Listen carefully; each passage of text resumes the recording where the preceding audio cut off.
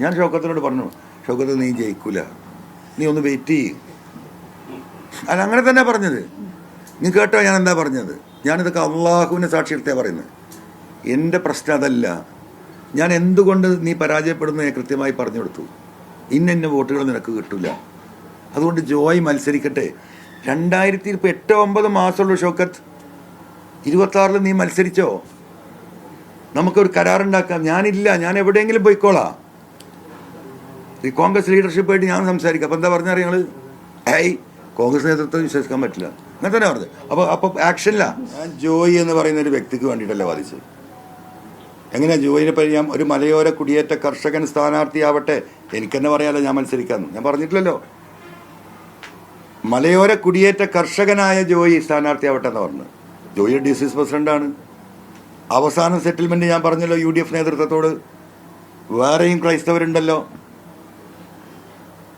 ഞാൻ OT ജെയിംസിന്റെ പേര് പറഞ്ഞു ഈ നേതൃത്വത്തോട്. ആര്യാടൻ ഷൗക്കത്തിന്റെ റൈറ്റ് ഹാൻഡാണ് OT ജെയിംസ്. ജില്ലാ പഞ്ചായത്ത് മെമ്പർ, എന്താ പറയുക, എടക്കര പഞ്ചായത്തിന്റെ ഇപ്പോഴത്തെ പ്രസിഡന്റാണ്. കാരണം ഈ ചങ്ങാതിക്ക് വോട്ട് കിട്ടൂല, അതെന്റെ പ്രശ്നം. രണ്ടാമത്തെ പ്രശ്നം, എന്തേ തയ്യാറാവാതിരുന്നത്? OTയോട് ഞാൻ സംസാരിച്ചു. നിങ്ങൾ ചോദിക്കും OTയോട്. എന്നോടെന്താ പറഞ്ഞു? ഞാൻ അത്രക്കൊന്നും ആയിട്ടില്ല എന്നോട്. നിങ്ങൾ അങ്ങനെ പറയല്ലേ എന്നാ പറഞ്ഞത്. പക്ഷേ കോൺഗ്രസ് നേതൃത്വം ആവശ്യപ്പെട്ടാൽ OT ജെയിംസ് MLA ആയിരുന്നല്ലോ, നിലമ്പൂരിലെ ജില്ലാ പഞ്ചായത്തിന്റെ മെമ്പറായിരുന്നല്ലോ. ഇനി ഞാൻ എന്താ പറയേണ്ടത്? എല്ലാ മാർഗവും ഞാൻ നോക്കിയില്ലേ.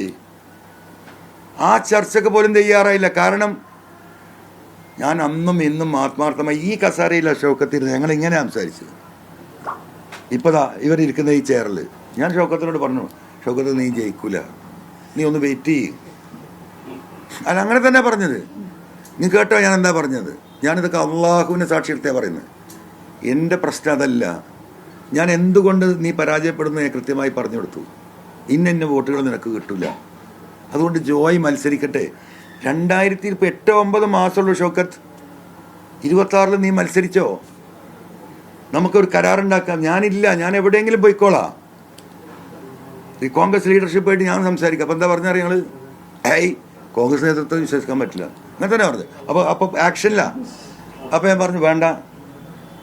ഇവിടെ പാണക്കാട് തങ്ങളെയും UDFന്റെ സകല നേതാക്കളെയും വിളിച്ചോ, മറ്റുള്ള നേതാക്കളെയും വിളിച്ചോ. ഞാനും ജോയിയും നീയും ഈ പറയുന്ന ഉത്തരവാദിത്തപ്പെട്ട നേതാക്കളും ഇരുന്നിട്ട് ഒരു കരാർ എഴുതാം. നീ 26 മത്സരിക്ക്. നീ ഇവിടെ തോറ്റാൽ കേരളത്തിലെ 140 മണ്ഡലങ്ങളെയും ബാധിക്കും ഷൗക്കത്തെ. ഞാൻ എന്തിനാ രാജിവെച്ചത് ഷൗക്കത്തെ? എന്നോട് ഞാൻ വാപ്പുട്ടിന്ന് വിളിക്കുന്നുണ്ട്.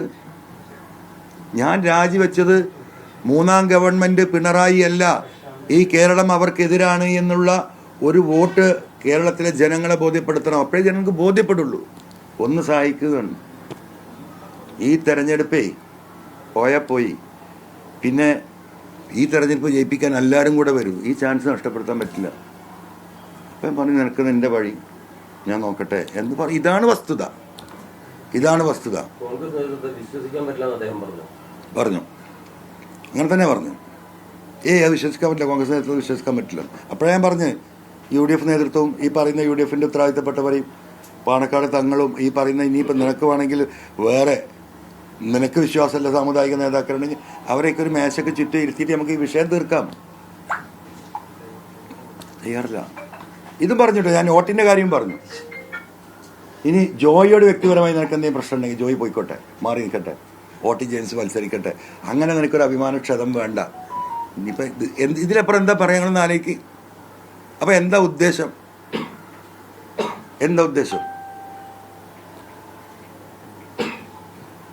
നിങ്ങൾക്ക് ആദ്യം താങ്കളൊരു രാഷ്ട്രീയ പോരാട്ടം ആരംഭിച്ചപ്പോൾ അത്തരത്തിലൊരു പൊളിറ്റിക്കൽ നെക്സസിനൊക്കെ എതിരെ പറഞ്ഞപ്പോൾ ഒരു സ്വീകാര്യത ഉണ്ട്.